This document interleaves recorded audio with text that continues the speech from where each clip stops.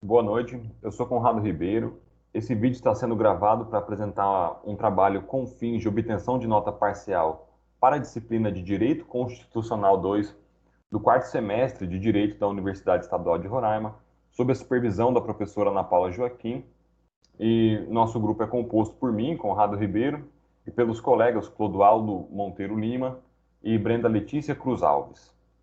A fonte da nossa pesquisa é a 24ª edição do livro Direito Constitucional Esquematizado, de autoria de Pedro Lenza, publicado em 2020, e o tema do nosso trabalho é o tópico 14.10, intitulado Direitos Individuais Coletivos. O Pedro Lenza ele é graduado em Direito pela PUC de São Paulo, mestre em Direito Processual pela USP e doutor em Direito Processual pela USP. Bom, então, dentro do tema de direitos individuais e coletivos, o primeiro ponto trazido pelo autor é o direito à vida, que está previsto de forma genérica no artigo 5º e abrange o direito de não ser morto, de não ser privado da vida, o direito de continuar vivo, como também o direito de ter uma vida digna. E aí o autor fala sobre o primeiro desdobramento, que é o direito de não ser privado da vida de modo artificial. E por isso há a proibição da pena de morte, lembrando que há uma exceção, que é no caso de haver guerra declarada. Nesse contexto, é vedado ao poder constituinte originário ampliar as hipóteses de pena de morte. Então, mesmo que haja a elaboração de uma nova Constituição, seguindo o princípio da continuidade, é, e proibição ao retrocesso, isso significa que os direitos fundamentais conquistados eles não podem retroceder. E o autor afirma que, dessa forma, há um afastamento da ideia de onipotência do poder constituinte. Então, o Lenza ele busca em Canotilho a interpretação de que o poder constituinte é estruturado e obedece padrões e modelos de condutas espirituais, culturais, éticos, sociais, e isso já está na consciência jurídica de maneira geral da comunidade e são considerados a vontade do povo. Também apoiado em Canotilho, Lenza cita a necessidade de observância do princípio da justiça e dos princípios de direito internacional. Então, Lenza diz que esses pontos são reforçados por acordos, por assinatura de documentos internacionais, como a Declaração dos Direitos Humanos, o Pacto Internacional sobre os Direitos Civis e Políticos, o segundo protocolo facultativo ao Pacto Internacional sobre Direitos Políticos, com vistas à abolição da pena de morte. Eu acho que é isso. Um minutinho. É isso mesmo. E o autor, nesse momento. Não, eu falei dos pactos. Então, a, tá. Dito isso, nós chegamos ao segundo desdobramento, que é o direito à vida digna, visto que a Constituição ela garante as necessidades básicas do ser humano e ela proíbe o tratamento indigno, como penas perpétuas, como trabalhos forçados e entre outros pontos. O autor, nesse momento, chama a atenção para o que chama de desacordo moral razoável, que é uma doutrina, ou seja, dentro do debate, da análise do direito à vida, essa doutrina tem levado a inúmeras discussões, justamente porque em torno dos temas muito polêmicos inexiste um consenso. E os entendimentos antagônicos, eles são igualmente racionais, possuem estrutura lógica, possuem boa fundamentação, e aí o que ocorre é que para aceitar uma concepção é necessário negar a outra concepção. E aí o autor vai abordar 4 temas que ele considera importantes para ilustrar sua fala, que são os temas das células troncos embrionárias. O segundo tema fala sobre a interrupção da gravidez nos casos de gestação de feto anencéfalo. O terceiro é sobre a interrupção voluntária da gestação no primeiro trimestre. E por último, ele fala sobre a dinastasia, eutanásia, não, é dinastásia, né? Dinastásia, o acento é no A. Eutanásia, o suicídio assistido e a ortotanásia. Então, para cada um dos casos, o autor apresenta as estruturações argumentativas que se contrapõem, como se formou essas argumentações, e para trazer ele faz isso para trazer ao conhecimento de quem lê o seu livro, né? E eu, para trazer o conhecimento de quem assistir esse vídeo, eu não sei se será unicamente você, professora, mas de qualquer forma, seria muito maçante abordar cada um deles nesse vídeo aqui, como o autor faz no livro. Então, nosso grupo selecionou apenas um deles, para mostrar a metodologia do Pedro Lenza quando se debruça sobre esses temas. Então, para passar uma visão geral do que está sendo feito nessa parte da obra, nós vamos falar, ou melhor, eu vou falar sobre a, a dinastásia, eu acho que é assim que pronuncia, espero não estar errando, a eutanásia, o suicídio assistido e a ortotanásia. E o autor vai dizer que dentro da ideia de vida digna e do direito de viver com dignidade surge uma problemática, a problemática do direito de dispor sobre a própria vida e de morrer com dignidade. E aí se discute esses quatro institutos que eu citei há pouco. E distanásia, é assim que fala. Distanásia. Eu estou falando de Anastásia, né? Distanásia. Agora acertei, professor. Por favor, releve.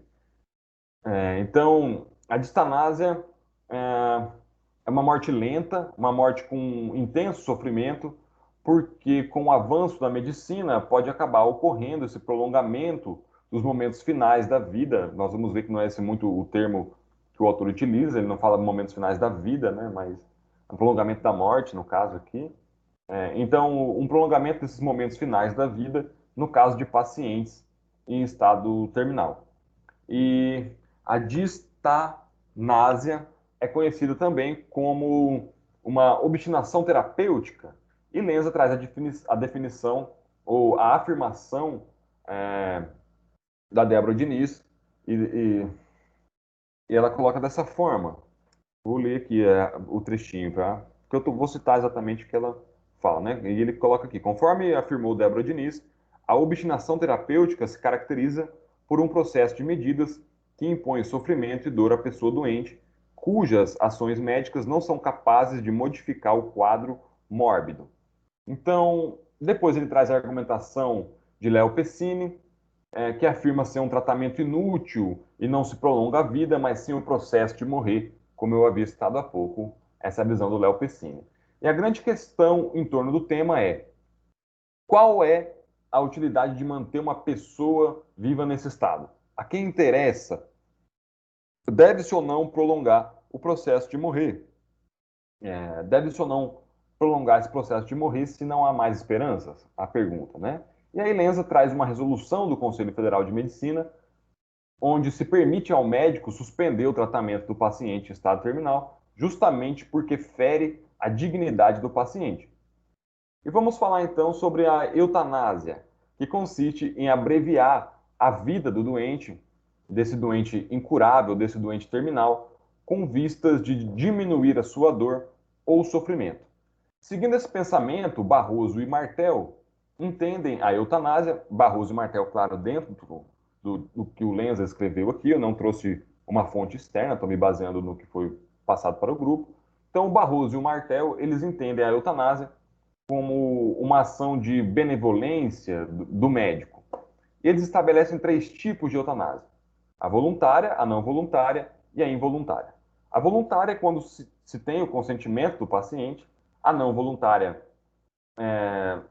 sem o conhecimento da vontade do paciente, e a involuntária é contra a vontade do paciente. Então, no tocante à eutanásia involuntária, há um consenso jurídico ao entender esse ato como um ato criminoso. E como o STF ainda não apreciou essa matéria, praticar a eutanásia é crime, previsto no Código Penal e se configura como homicídio privilegiado, porque é praticado por motivo de relevante valor moral. E devido a isso, há a prescrição normativa para diminuição de pena. E o Lenza diz que alguns autores denominam a eutanásia como homicídio por piedade. E aí ele coloca aqui da seguinte maneira: nesse sentido, o item 39 exposição de motivos do Código Penal estabelece que, por motivo de relevante valor social ou moral, o projeto entende significar o motivo que em si mesmo é aprovado pela moral prática, como, por exemplo, a compaixão ante o irremediável sofrimento da vítima. É o caso do homicídio eutanásico, tá? Então vamos para o próximo item aqui, dos que eu estou falando para vocês, que é o suicídio assistido. A Débora Diniz diz que são casos onde a pessoa não aguenta mais o sofrimento, quer acabar com ele, mas não tem condições de se suicidar. Não consegue se suicidar devido ao estado de debilidade em que se encontra. E nesses casos, é a pessoa que vai praticar os atos que levarão à sua morte, como, por exemplo, apertar um botão para injetar um medicamento letal. Por último, nós temos a ortotanásia, que é a morte em seu tempo adequado, é aceitar que a morte siga seu curso, é uma humanização da morte, aliviando as dores, mas sem prolongar desproporcionalmente, abusivamente a vida, sem causar ferimentos adicionais. Lenza diz então que é possível fazer uma distinção entre eutanásia ativa direta e eutanásia passiva. Na primeira, os mecanismos de sustentação artificial da vida são retirados, e na segunda, não, não se inicia de uma ação médica. Ou seja, a morte, nesses casos, elas vem naturalmente diante da omissão. Se apoiando depois, no decorrer do texto, se apoiando em Canotilho e em Vital Moreira, o Lenza vai dizer que jurídico-constitucionalmente não existe o direito à eutanásia ativa, porque o respeito pela vida alheia não pode isentar os homicidas por piedade. Já no caso da ortotanásia, podem se justificar regras especiais quanto à organização dos cuidados e acompanhamento de doença, ou de doenças, melhor dizendo, no plural, em fase terminal. Mas não cabe aos médicos, não cabe ao pessoal da saúde o direito de se abster, o direito de abstenção de cuidados em relação aos pacientes. É um tema claramente polêmico, é um tema que está em discussão. Agora, a ideia de bom senso, de prudência, de razoabilidade não podem ser desconsideradas, visto que não existem, ao menos explicitamente, qualquer vedação constitucional ao dito direito de morrer com dignidade. E voltamos à resolução do Conselho Federal de Medicina. Eu não sei se eu citei, mas é a resolução 1805 de 2006, onde essa resolução permite ao médico limitar ou suspender os procedimentos e tratamentos que prolonguem a vida do doente em fase terminal, de enfermidade grave, incurável, visto que se respeita a vontade da pessoa ou do seu representante legal e lhe garante os cuidados necessários para aliviar os sintomas que levam a esse sofrimento. E aí o autor coloca: apesar de todas essas perspectivas, entendemos que a decisão individual terá de ser respeitada.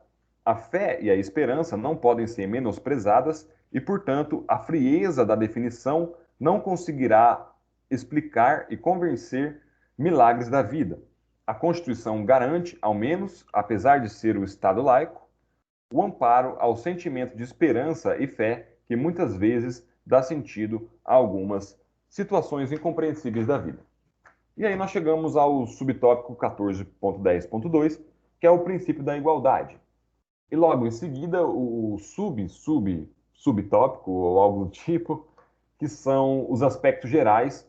E o autor diz que nós não devemos apenas buscar uma igualdade formal, mas também a igualdade material, porque no Estado social ativo busca-se a efetivação dos direitos humanos, busca-se uma igualdade mais real, uma igualdade perante os valores da vida, uma igualdade substancial, às vezes até idealista. Estou falando tudo que eu estou falando do ponto de vista do autor, tá, pessoal? E a Constituição muitas vezes se encarrega de aprofundar a regra da isonomia material. E o autor apresenta diversos artigos que demonstram isso, artigos da Constituição. Em outras hipóteses, é o próprio poder constituinte quem estabelece as desigualdades, como, por exemplo, entre homens e mulheres em direitos e deveres. O que nos cabe aqui pensar é até que ponto a desigualdade não gera inconstitucionalidade. Isso dentro das hipóteses expressamente previstas. E aí o Pedro Lenza diz que o Antônio Bandeira de Mello encontrou alguns parâmetros sólidos sobre o princípio da igualdade, observando três questões. A primeira é, a primeira diz com o elemento tomado como um fator de desigualação. Eu não sei se essa palavra existe, mas é assim que ele coloca. Desigualação. Reporta-se a correlação lógica abstrata existente entre o fator erigido em critério de discrimen e a disparidade estabelecida no tratamento jurídico diversificado. A terceira atina a consonância dessa correlação lógica com os interesses absorvidos no sistema constitucional e, dessa maneira, juridicizados. Então, adiante nós vamos para o outro subtópico, que significa separado mais igual, e o tratamento como igual, que no livro está em latim, mas tem esse significado, separado mais igual e tratamento como igual. É o nome do subtópico. Ele inicia falando sobre a desigualdade, a separação entre brancos e negros nos Estados Unidos, que vigorou por muito tempo, e vigorou por muito tempo como resultado de entendimento estabelecido pela Suprema Corte. Ele explica o contexto utilizando um caso concreto de 1982, onde um homem sentou-se no vagão de um trem, de um ônibus, não lembro, mas de um transporte coletivo. Ele sentou nesse vagão no lado dos brancos. E esse homem ele era 7/8 caucasiano e 1/8 negro. E ele foi preso por ter feito isso, né? Então a Suprema Corte entendeu que, analisando esse caso, a Suprema Corte entendeu que não feria a 14ª emenda, porque a 14ª emenda não dizia respeito a direitos civis e sim a direitos políticos. Então manteve essa decisão. Posteriormente, um caso famoso, em um caso famoso foi declarado não se poder fazer a distinção racial entre estudantes negros e brancos, ainda nos Estados Unidos, tá? Teve esse primeiro caso que eu falei, depois houve um outro caso onde a Suprema Corte entendeu que não se podia fazer a distinção racial entre estudantes negros e brancos nas escolas públicas, porque se assim fosse, estariam violando a cláusula de proteção prevista na 14ª emenda e por isso reverteu o entendimento anterior. Houve muita resistência no cumprimento da decisão e a Suprema Corte ordenou a implementação da proibição da segregação. Essa nova perspectiva de tratamento como igual estimulou a implementação das ações afirmativas para afastar o sentimento de discriminação. O próximo subtópico ao qual agora chegamos intitula-se Ações Afirmativas e apresenta três importantes precedentes da Suprema Corte. Fala sobre os critérios que podem servir de parâmetros para a aplicação de discriminações positivas, onde o Constituinte precisou proteger determinados grupos porque entenderam que esses grupos precisavam de um tratamento diferenciado dado o seu histórico. Um histórico de discriminação, de marginalização social. Então, o Poder Constituinte precisou estabelecer medidas de compensação. E o autor se debruça sobre precedentes estabelecidos pelo Supremo Tribunal Federal. E o primeiro deles são as cotas raciais, o segundo o ProUni e o terceiro a Lei Maria da Penha. E aí ele explica o contexto histórico, o contexto de argumentação jurídica que se estabelece nos três casos e que envolvem diversos atores, diversos personagens, cada qual inerente às partes interessadas em cada um desses âmbitos. Bom, professor, eu acho que vai assistir meu vídeo, né? Agora, na minha parte, ainda faltam 4 tópicos para eu finalizar. E só para você se localizar aqui no que eu estou falando. Então, dando prosseguimento, abordarei agora as ações afirmativas. Ações afirmativas, aí no livro está assim, né? Ações afirmativas, aí tem um ifenzinho, tá? Indicação de ministros para o STF. Esse é o subtópico. E o autor fala em 2 exemplos. a indicação de uma mulher e de um negro para o STF, inclusive a mulher negra também, que era algo inédito em 200 anos de existência do STF. E Lenza traz a fala do Celso de Mello, é, e o Lenza parece concordar com o que o Celso de Mello fala. Ele coloca assim, a fala do Celso de Mello. O ato de escolha da ministra Ellen Grace para o Supremo Tribunal Federal, além de expressar a celebração de um novo tempo, teve o significado de verdadeiro rito de passagem, pois inaugurou, de modo positivo, na história judiciária do Brasil, uma clara e irreversível transição para um modelo social que repudia a discriminação de gênero, ao mesmo tempo em que consagra a prática afirmativa e republicana da igualdade. Tá bom? Professor, eu estou falando meio rápido assim, porque se eu demorar muito para falar, meu vídeo fica muito pesado pelo programa que eu uso aqui para gravar, tá bom? Se, se a senhora não estiver conseguindo acompanhar, peço para que coloque o vídeo no tempo mais devagar, um pouquinho. Por favor, né, se não for incômodo para a senhora. Vou adiante aqui, vou tratar do antepenúltimo tópico, dessa parte que ficou sobre a minha responsabilidade de apresentar. Então, esse antepenúltimo tópico, ele trata da congeneridade.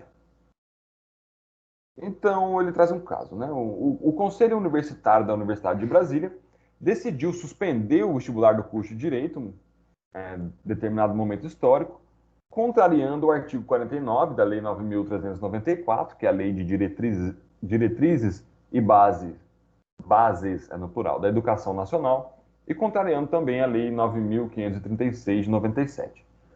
Então, ambas essas duas leis, né, elas tratavam sobre a transferência de alunos na educação superior, é claro, cada qual com as suas particularidades, cada uma dessas leis, mas o Conselho Universitário dessa universidade suspendeu o vestibular devido ao grande número de pedidos de transferência, principalmente por filhos de militares. Então, houve muitos questionamentos sobre as transferências de militares e dependentes estudantes em universidades particulares para as públicas. E o STF, por unanimidade, julgou procedente, em parte, a ação direta de inconstitucionalidade. O autor mostra o debate em torno do tema apresentado, ele mostra a posição dos ministros Marco Aurélio, do Teori Zavascki, ele apresenta o posicionamento do STJ, e, por fim, mostra que a Corte fixou a tese de que é constitucional a previsão legal que assegure a matrícula em instituição pública, na hipótese da transferência, né, desse servidor, se inexistir uma instituição congênere a de origem. Foi isso que foi decidido.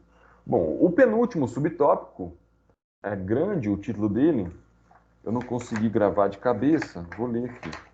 Bom, o subtópico aqui que eu estou falando é o 14.10.2.6 e intitula-se: Foram na residência da mulher, no revogado CPC de 73, novas regras trazidas pelo CPC de 2015, fora o domicílio do guardião de filho incapaz e pela Lei nº 13.894 de 2019, que é o fora do domicílio da vítima de violência doméstica e familiar, nos termos da Lei Maria da Penha. Então, o STF, ao analisar uma regra específica do revogado CPC de 73, esse CPC determinava ser competente o foro da residência da mulher para a ação de separação dos cônjuges, e a conversão dessa condição em divórcio para anulação do casamento, entendeu não haver afronta ao princípio de igualdade entre os homens e mulheres, nem mesmo a isonomia entre os cônjuges, declarando naquele momento a recepção disso pela Constituição.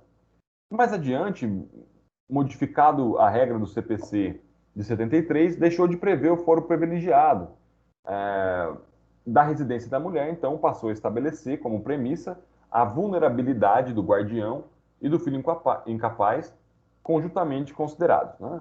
Pela nova regra contida no CPC de 2015, para ação de divórcio, separação, anulação de casamento, reconhecimento ou dissolução da união estável, era competente o fórum de domicílio do guardião de filho incapaz.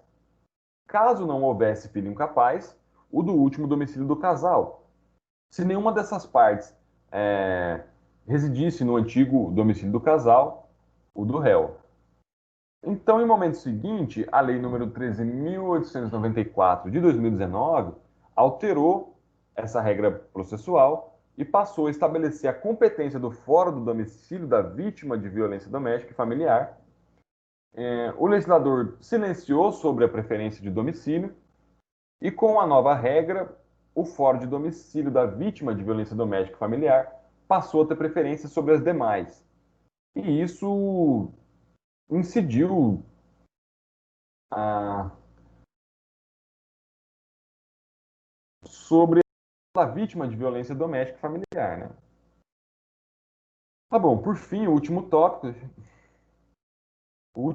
aqui que eu quero falar trata do artigo 384 da CLT sobre a obrigatoriedade de intervalo de 15 minutos para as mulheres antes da hora extra. É, e, por último, revogação expressa da lei número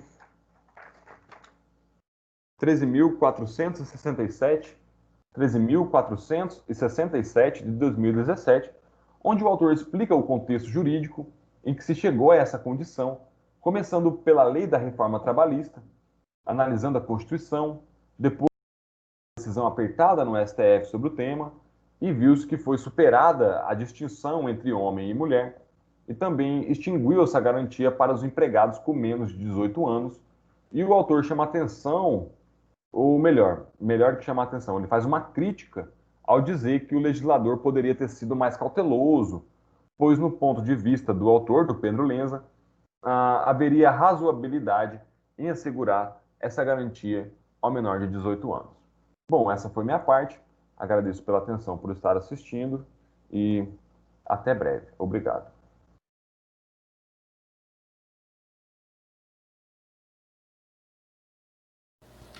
Boa noite, meu nome é Brenda Letícia e eu vou dar continuidade ao assunto sobre direitos individuais e coletivos. E partindo agora para o princípio da legalidade, que está no artigo 5º, inciso 2º da Constituição Federal de 88,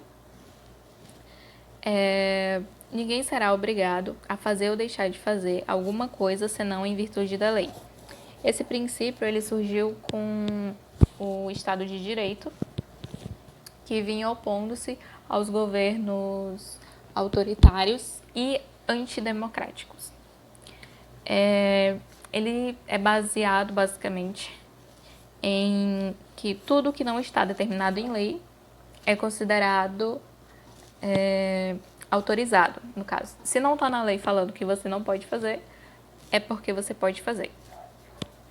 E como a Constituição está disponível para todos, nenhuma pessoa pode alegar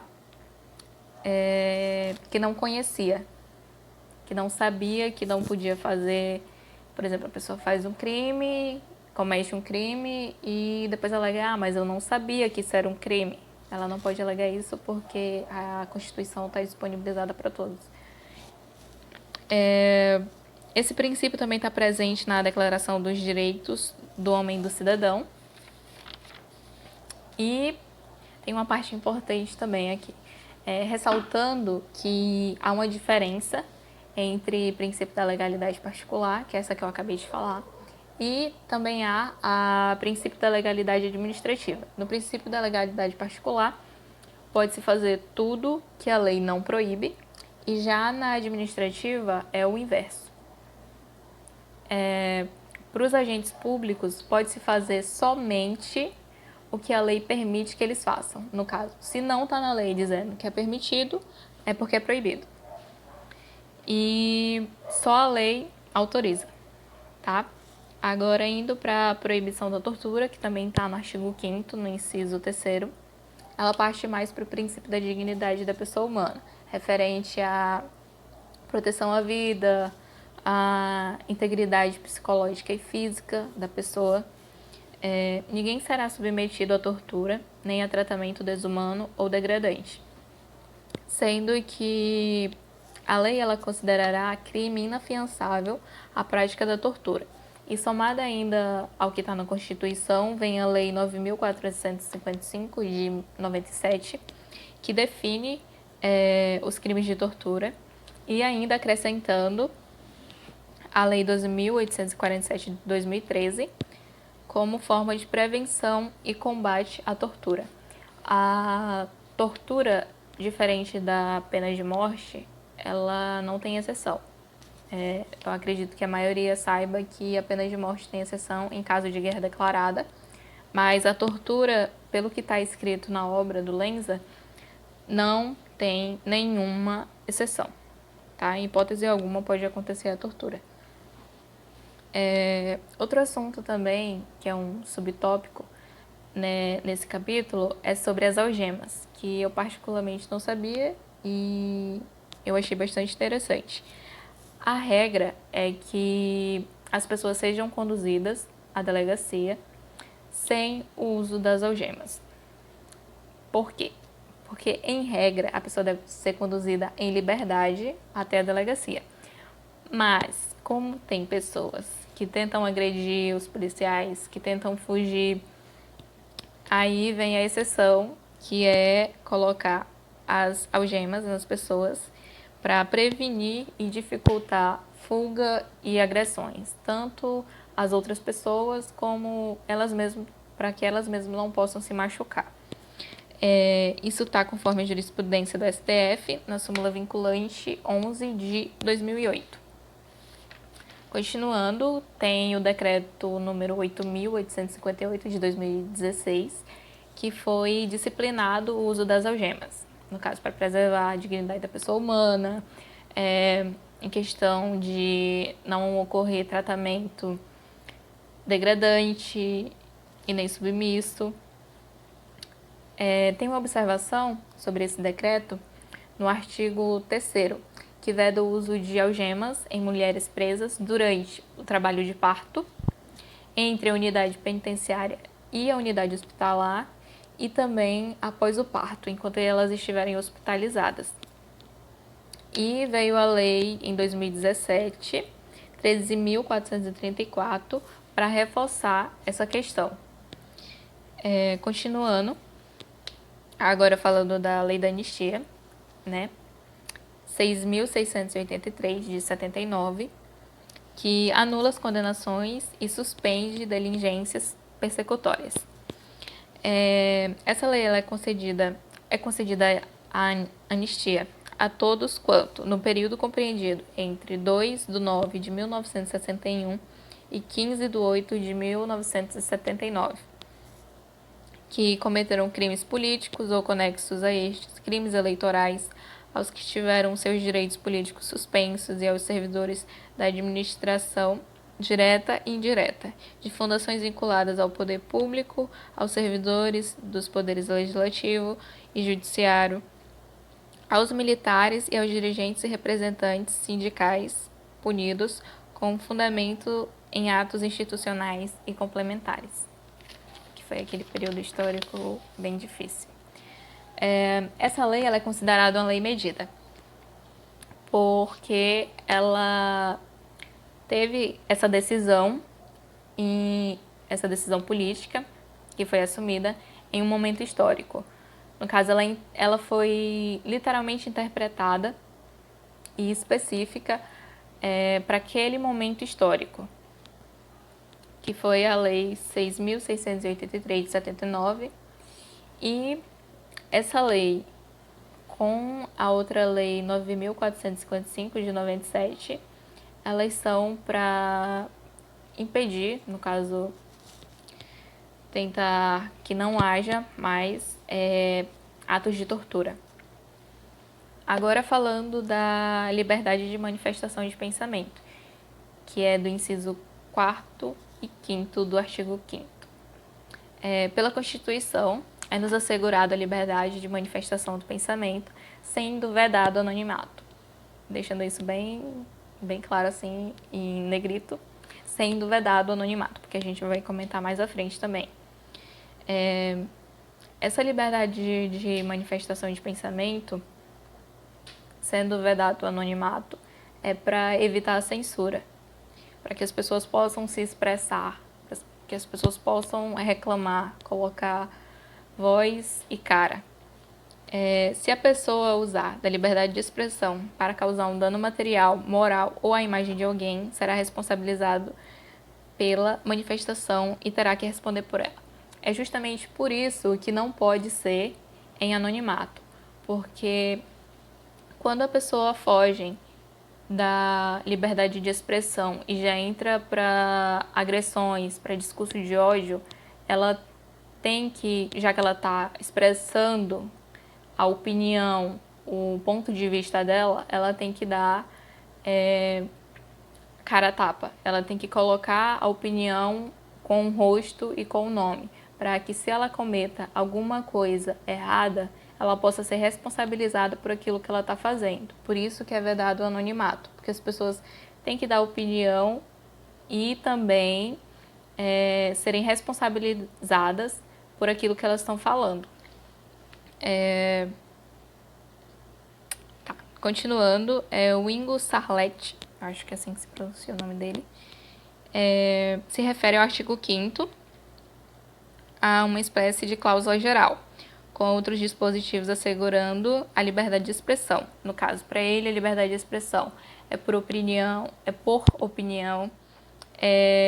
também expressão artística, tipo pintura, literatura, escultura, tudo que possa expressar a opinião e pensamentos com base artísticas. Também ensino e pesquisa de imprensa e também a liberdade de expressão religiosa, contanto, é claro, que não fira outras pessoas, outras religiões e etc. Cadê? Agora partindo para o próximo, que é sobre liberdade de expressão e a problemática do hate speech. Perdão se eu estiver falando errado, porque eu não sei pronunciar isso. Que é referente à posição de preferência da liberdade de expressão. Tá. Esse hate speech é o que a gente chama de discurso de ódio. Segundo o Daniel Sarmento, o qual fez anotações e pesquisas sobre esse assunto, a análise desse discurso de ódio ela está relacionada diretamente quando as pessoas passam da liberdade de expressão com manifestações de ódio, desprezo, intolerância contra determinados grupos motivados por preconceito, diferenças de religião, de gênero, de etnia e tudo isso. A liberdade de expressão, é importante ressaltar que ela não é absoluta. Então, você não pode fazer tudo alegando que é a liberdade de expressão e que você não vai ser responsabilizado ou que você não está fazendo algo errado, entendeu? Então, tipo, a partir do momento que você passa do limite de liberdade de expressão para agredir alguém, para difamar alguém, para discriminar, você está entrando já no discurso de ódio. E a liberdade de expressão, ela não é absoluta, segundo o próprio STF. E então ela não abrange o discurso de ódio. Apresenta as restrições voltadas ao combate de preconceito e de intolerância contra as minorias. Uma observação é que a restrição prévia à liberdade de expressão só pode ser por decisão judicial, em situações excepcionais. Então, em casos concretos, como situações específicas, pode ocorrer ali a restrição prévia da liberdade de expressão. Ela não é uma restrição total e ela tem uma certa medida ali, porque é por decisão judicial. Então, tipo, tem todo um estudo, eles vão ver o que foi que aconteceu em situações específicas, casos concretos mesmo. Que, no caso, é para preservar, né, os valores e interesses constitucionais igualmente relevantes a todos. Direito à honra, à imagem, à privacidade. Tipo, não é só a sua imagem que importa, a do outro também. Então, você não pode sair ferindo a imagem de todo mundo e discriminando todo mundo. Continuando. Agora, falando ainda do discurso de ódio e de incitação dele e a prática de crime de racismo. Nesse subtópico, foi apresentado um caso concreto onde se discutia a prática de racismo cometido por escritores de livros. E isso aí vem, mas não pode, liberdade de expressão, é artístico. Pode, né? Só que também tem um limite. Você não pode sair por aí só porque você é escritor, difamando e discriminando todo mundo. Nesse caso concreto, foi visto com relação à discriminação contra judeus. E ele foi absolvido, nesse caso em primeira instância, por unanimidade, e onde a terceira Câmara Criminal do TJRS, ele reforçou a sentença e condenou. E aí depois o STF, por 8-3, no caso 8 votos contra 3, em julgamento finalizado em 2003, manteve a condenação imposta pelo TJRJ por crime de racismo, flexibilizando a amplitude da liberdade de expressão. No caso, fica bem claro, né, que não é só porque você está expressando sua opinião, seu pensamento por meio artístico, que se você ferir alguém, você não vai ser responsabilizado por isso, tá? Tem uma diferença, e é importante sempre ressaltar, entre a liberdade de expressão e o discurso de ódio. Continuando, agora sobre a delação anônima. É interessantemente julgado, o ministro Celso de Mello aduziu não ser possível a utilização da denúncia anônima pura e simples para a instauração de procedimento investigatório por violar a vedação ao anonimato previsto no artigo 5º. Bom, como está, né, na Constituição, no artigo 5º, no inciso 4º, se eu não me engano,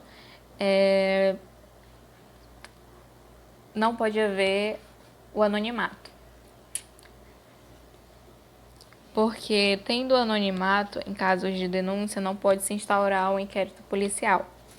E, no caso, não pode se haver ali a instauração do inquérito. Mas, apesar dele não poder ser instaurado o inquérito policial,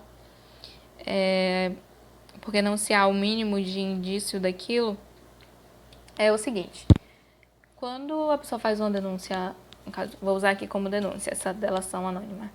Quando a pessoa faz essa delação, se em cada delação que fosse feita já fosse aberto o inquérito policial, poderiam haver algumas injustiças, porque tem pessoas de má fé que fazem só para fazer o mal mesmo. Então, se em cada delação dessa fosse aberto um inquérito, ia ter várias pessoas com inquéritos abertos e ia dificultar muito o trabalho desses policiais. Então, para haver essa instauração de inquérito, eles precisam que a delação não seja feita em anonimato. Mas então quer dizer que se for feita em anonimato não vai acontecer? Não, depende. Porque assim, quando é feito em anonimato, eles têm que fazer o quê? Eles têm que fazer uma... Ai, meu Deus, agora eu esqueci o nome específico. Lembrei.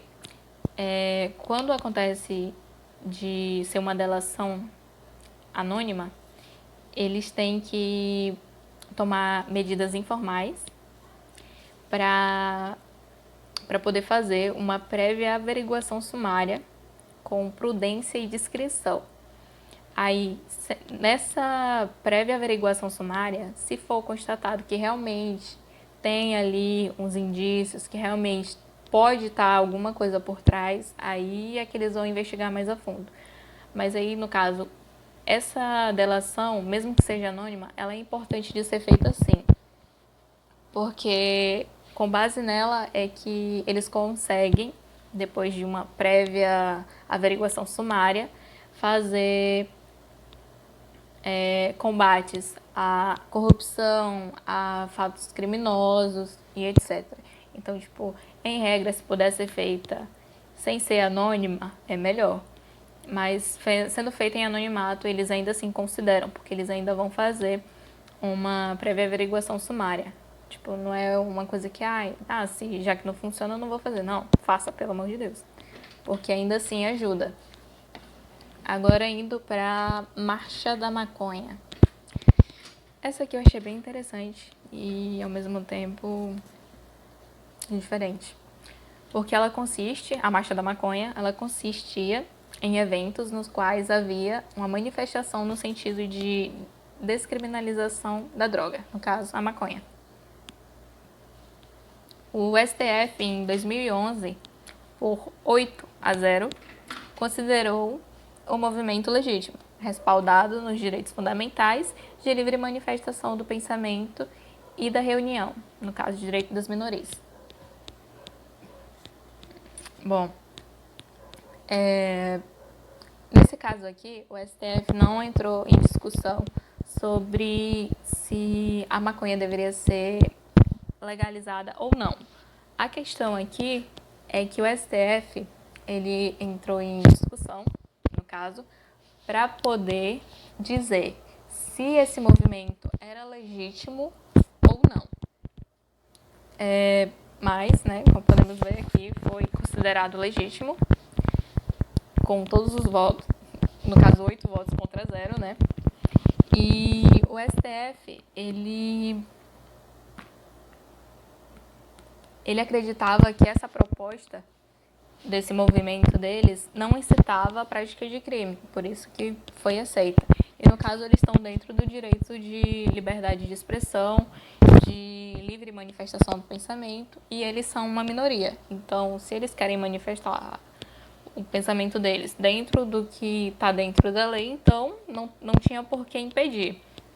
Mas o ministro Luiz Fux estabeleceu alguns parâmetros para esse movimento, que era reunião pacífica, sem armas, sem incitação à violência, com prévia notificação do local, o horário, a data, não admitindo o uso nem a incitação ao consumo de entorpecentes na realização dessas reuniões e também sendo proibida a participação de crianças e adolescentes. Aí, continuando agora, indo para a parte de pigmentações de caráter permanente e concursos públicos. Nessa última parte, o STF ele apresenta outro caso concreto de um candidato a soldado da PM de São Paulo que foi eliminado por causa de uma tatuagem na perna. Segundo o ministro Fux, essa pigmentação de caráter permanente, ela configura instrumentos de exteriorização da liberdade de manifestação do pensamento e de expressão.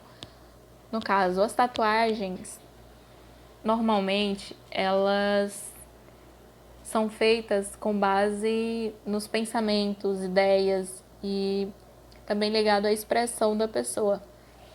Se, normalmente, por exemplo, uma pessoa quer fazer a tatuagem de um leão, por quê? Porque ela acha o leão forte, ela acha o leão inteligente, ágil, ele pensa num todo, ele tem uma visão ampla. E ela quer tatuar um leão na perna porque ela se acha parecido ou quer ser como um leão, alguma coisa assim. É um meio de liberdade de expressão, é um meio de liberdade de pensamento, entendeu? Então, segundo esse ministro, as pigmentações de caráter permanente, que são as tatuagens, são um meio de liberdade de expressão das pessoas. Então, não deveria ocorrer uma eliminação no concurso público por conta disso. E aí o STF ele fixou algumas teses, que a primeira é os requisitos do edital para o ingresso do cargo, emprego ou função pública devem ter por fundamento lei em sentido formal e material. E a segunda, que é os editais de concursos públicos não podem estabelecer restrição a pessoas com tatuagens, salvo em situações excepcionais em razão de conteúdo que viole os valores constitucionais. E quais são esses conteúdos que violariam os valores constitucionais? Imagens obscenas, ideologias terroristas, imagens discriminatórias e que pregam a violência e a criminalidade. Essas seriam, então, tatuagens que não poderiam de jeito nenhum. E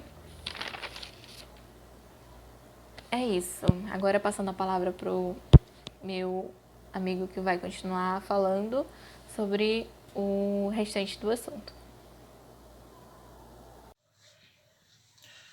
Olá pessoal, bom dia a todos. Vou dar aqui mais uma continuidade ao trabalho que foi proposto. Assim como foi falado logo no início do conteúdo pelos colegas, que foi falado sobre direitos individuais e coletivos, eu fiquei na parte aqui da liberdade religiosa e os cultos e suas liturgias. Então, eu vou falar um pouco aqui, vou ler um pouco aqui no artigo 5º, inciso 6 da Constituição, que fala o seguinte: é inviolável a liberdade de consciência e de crença, sendo assegurado o livre exercício dos cultos religiosos e garantida, na forma da lei, a proteção aos locais de cultos e suas liturgias. Quando a gente começa a falar em liberdade religiosa, a gente começa a analisar que tudo tem uma relação com a liberdade de consciência. Essa liberdade de consciência que a gente vai ver as ideias. Então aí o Estado começa a tolerar, a respeitar certos caminhos que as pessoas vão seguir na sua fé. Por outro lado também, o Estado também começa a dar mais enfoque também à ideia do ateísmo. Ou seja, você pode ser ateu também no Estado chamado Estado laico, entendeu?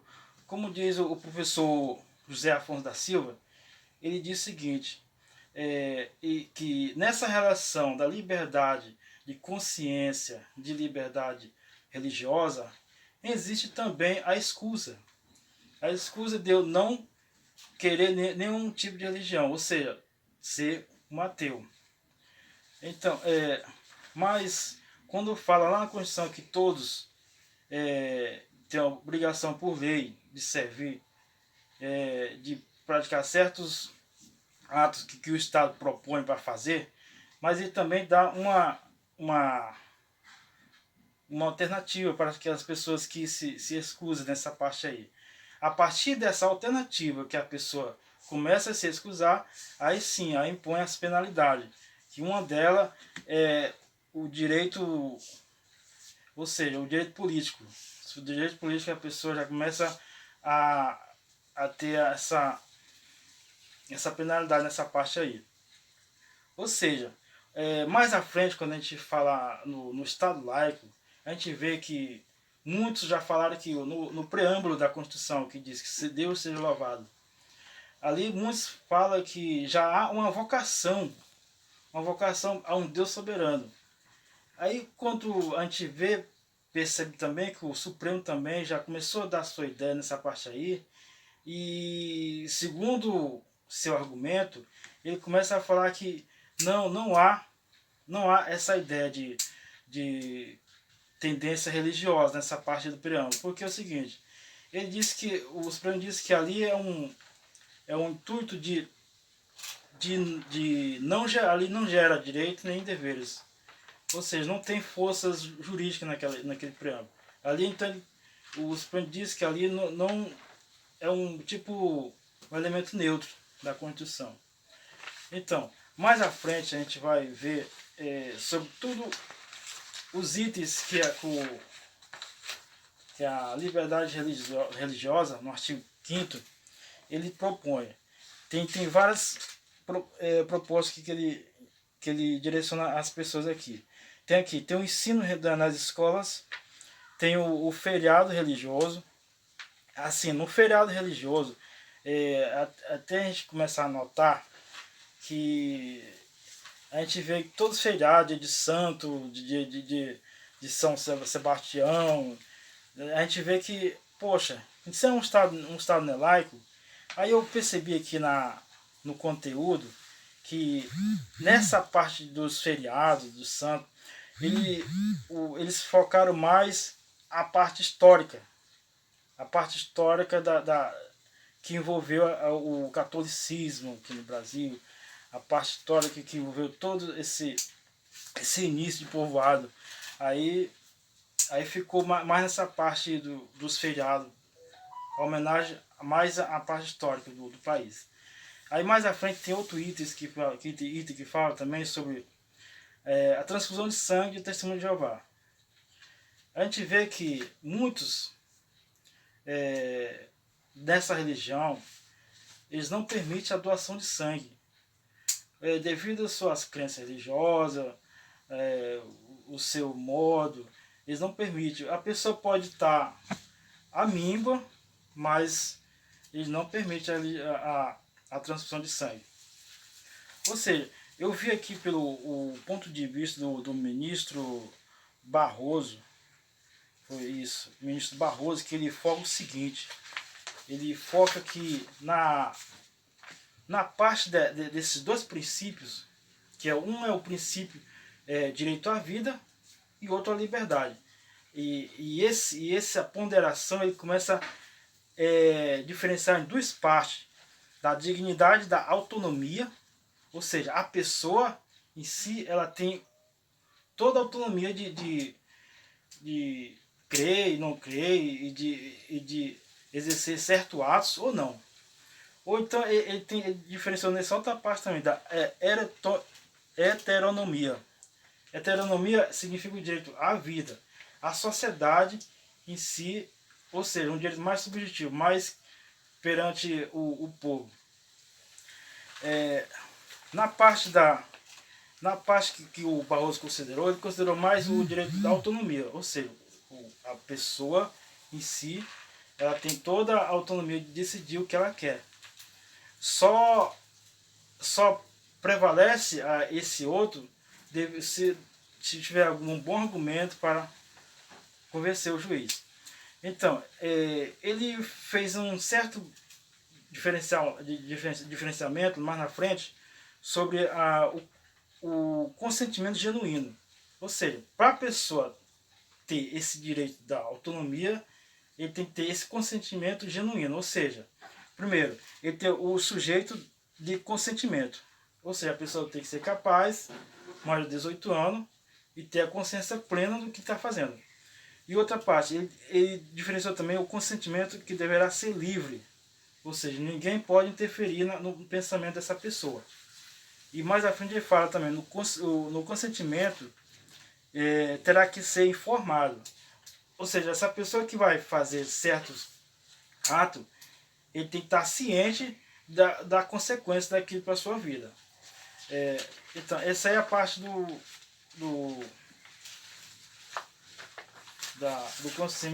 consentimento religioso perante o testemunho de Jeová. Curanderismo também. Outra parte também que o Estado também ele dá muita liberdade também. O curanderismo, tipo a reza, a benzer a pessoa para ficar livre de uma doença. Até o próprio cura do pajé também tem esse respaldo. Mais na frente a gente vai falar no crucifixo também. Tem muitas repartições públicas que tem uns crucifixos na parede. Aquela parte também ali foi o mesmo consentimento que foi dado aos dias religiosos, dia de santo, ou seja, fica mais na parte histórica. A imunidade religiosa também é uma outra forma também que o Estado não interferir nas liturgias dos cultos religiosos, não cobrar impostos. Isso aí também é uma forma de o Estado não intervir nas suas liturgias. Então, pessoal, vou deixar aqui esse comentário aqui sobre a liberdade religiosa no nosso país. Então, a Constituição ela prega isso, ela prega a igualdade da sociedade perante tudo, para ter um país melhor e mais justo perante a todos. Obrigado, deixo aqui o meu comentário.